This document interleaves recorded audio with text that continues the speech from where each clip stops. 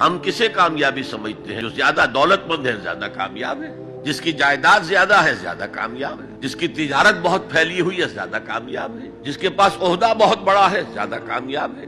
یہی ہمارے کامیابی کے تصورات ہیں۔ ان تمام تصورات کی نفی ہے۔ کامیابی ان چیزوں سے متعلق ہے ہی نہیں۔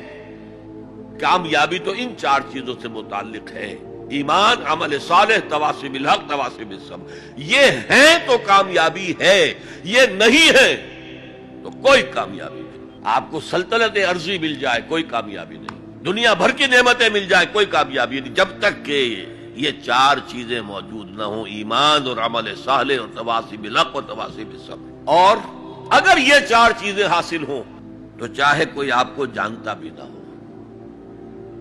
چاہے آپ کسی کٹیا میں رہتے ہو، کوئی محل نہ ہو آپ کے پاس، چاہے آپ کو روکھی سوکھی بھی مشکل سے ملتی ہو، آپ کامیاب ہیں۔ یہ ذہن میں رکھیے، معیار جب تک ہمارا یہ نہیں بنے گا ہم اسلام کے راستے پہ چل ہی نہیں سکتے۔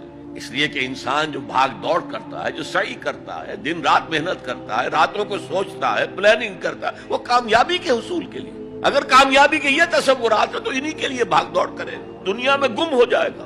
یہ معیار ہے در حقیقت، جیسے کہ حضور نے فرمایا صلی اللہ علیہ وسلم کہ بہت سے لوگ ایسے بھی ہوتے ہیں جو اگر کسی محفل میں جانا چاہیں تو بار نہ پا سکیں، انہیں اجازت ہی نہ ملے۔ اگر وہ کہیں رشتہ کرنا چاہیں تو کوئی انہیں رشتہ نہ دے۔ لیکن اللہ کی نگاہ میں ان کا وہ مقام ہوتا ہے کہ اگر وہ بھولے سے کسی بات پر قسم کھا لیں تب بھی اللہ ان کی قسم کی لاج رکھتا ہے۔ آپ سوچئے ابو ہریرہ کا کیا مقام تھا، ابو ذر کا کیا مقام تھا۔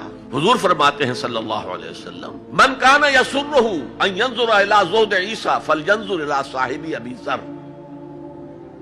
جس شخص کو اس سے خوشی حاصل ہوتی ہو کہ حضرت عیسیٰ کا زہد اپنی آنکھوں سے دیکھے تو میرے اس ساتھی، میرے اس دوست ابو ذر کو دیکھ لے۔ یہ لوگ ہیں کامیاب ترین۔